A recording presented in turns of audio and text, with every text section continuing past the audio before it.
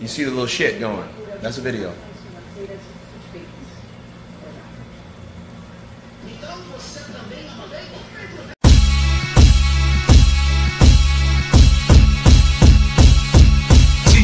Then great guy, humble, down to earth, you know what I mean? And this guy just won a silver medal, and he could have been, you know, on cloud nine. This guy, we rode the same bus on the way back from the arena to the hotel, because Team USA and the British team were staying in the same hotel, and I couldn't believe it. This guy is sitting in the bus with his coach, all quiet and everything.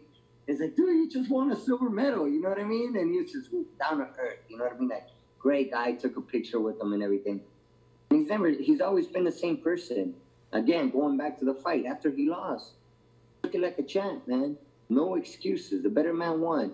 Nothing to do, you know, with him having a nervous breakdown in the locker room or any of that stuff. And true or not true, we'll never know. But he's never used it as an excuse.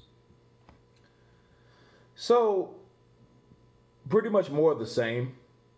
But this explains the backstory with Manny Robles, and it shows you how character goes a long way.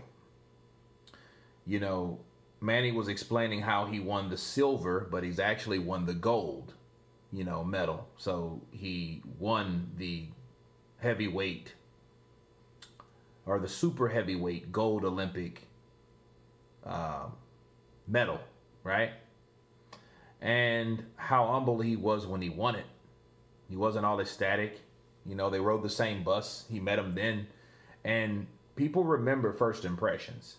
Now, if Anthony Joshua was a dickhead, he would have remembered that too. I mean, you know, that carries. But it just shows you how a person conducts himself, a person's character, how a person looks at other people, right? In comparison to himself, and identifies like, look, I could be that person, or I was once that person one day. Or, you know what I mean? Just seeing people for who they are and appreciating them, not thinking you're better than someone else. That shows a lot, and that stuck with Manny Robles. And, you know, and even he was like, dude, you should be more of where you're at, or more ecstatic, or more happy, or whatever, you know what I mean? But it just showed he was always the same person, and that's what I want to bring up. You know, even when he lost, he was the same person. You know what I mean? You could see hints of disappointment, but then it's almost like my character is bigger than the disappointing loss that I just took. You know what I mean? Because sometimes people, everything is fine. Everything goes great according to plan until it doesn't, right? But in Anthony Joshua's case, it was like, hey, no, I'm going to get right back up and I'm going to do what I need to do. But anyway, and we knew. Let's go on. Just on the fight itself, just on reflection, just break it down for me. When Ruiz got dropped in the third to then go on to drop AJ 4 times, what was your thought process as the rounds were progressing, and from the moment that AJ dropped Ruiz? Oh, well, look, it's boxing. I've been doing this for a very long time, and it ain't over till it's over. It ain't over until the referee says it's over, or when if they count you out. You know, we've seen it time and time again where fighters are you know, they get knocked down, they get back up, and you know they are able to turn the fight around. You know, look at Jose Luis Castillo versus Diego Chico Corrales, right? One of the biggest fights in boxing history. Where, you know, look at Diego, not once but twice, right? Virtually, you know, he was already counted out, and he gets back up and he stops Jose Luis Castillo. That was incredible. So that just goes to show you that it's never over until it's over. Same situation with Joshua and Andy. He got knocked down. I back up like a champ, you know, and then dropped Joshua, and then the rest is history. Great example. Diego Chico Corrales, God bless the dead, versus Jose Luis Castillo. I watched that fight. I'm actually getting chills coming down my arm when I think about that fight. I think about, like, you know, only a few fights like that. And it just shows you, like he said, it ain't over till it's over. Now the chills are going down my leg, right? Because I'm still thinking about it. Those fights, those fighters, these warriors, they just show heart. It shows determination. It shows focus. It shows refusal to quit. Okay?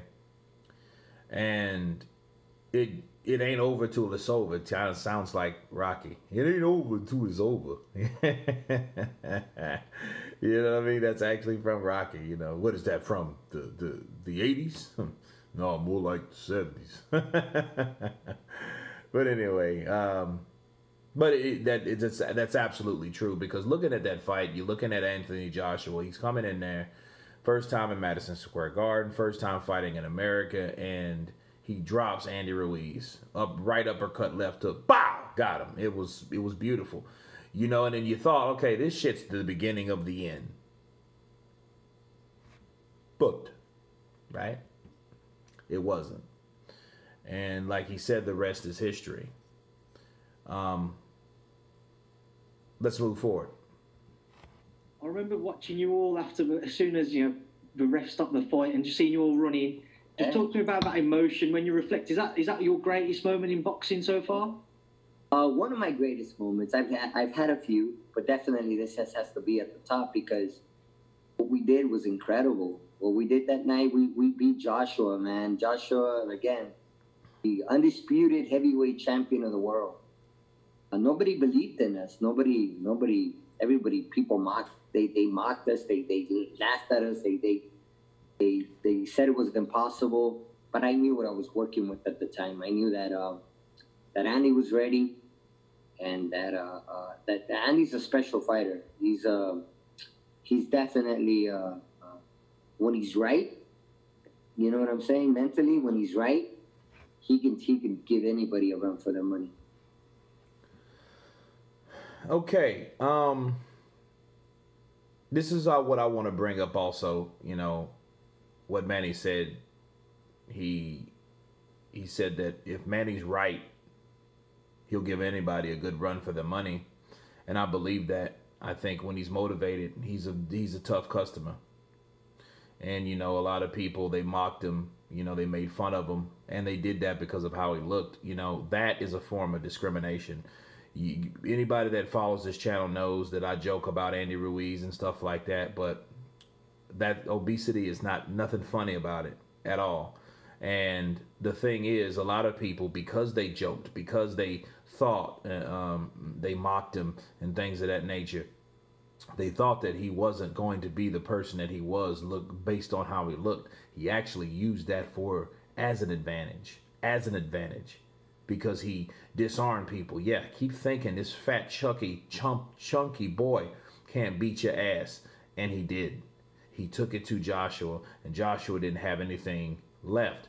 I just did a video a few days ago. Joshua's like, dude, he's brutally honest. Like, the dude beat me. What else do you want to say? He beat me. He was a better man that night. He didn't say, nothing changed from what he said a few days ago versus what he said June 1st. Nothing. And it goes back to Manny Robles saying, hey, yeah, he never changed. He was always the same type of guy. Now, of course, this will be in different volumes. This is probably volume 2, because this is 19 minutes long. I don't want it to be too long or whatever, but I'll chop this into volumes for you guys, so you guys don't be like, this dude talks forever. But this is like the second, but let's go into the third. Let's go. Obviously, you had some brilliant celebrations on the back of that, and then talks began for the rematch. Everything's obviously come out since, Ruiz's father, Ruiz himself, said he didn't take the camp serious enough. He was partying. He got distracted by a new lifestyle that he wouldn't have had before.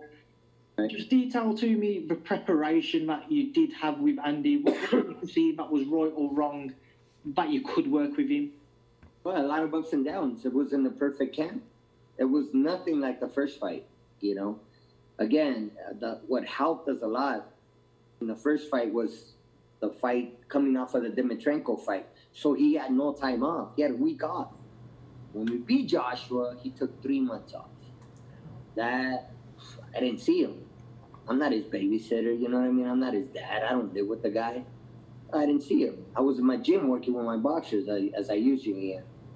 And I didn't see him until he showed up to the gym, and we started getting things going again. But he wasn't in good shape. He wasn't in a good place. I think the situation with him winning the belts and beating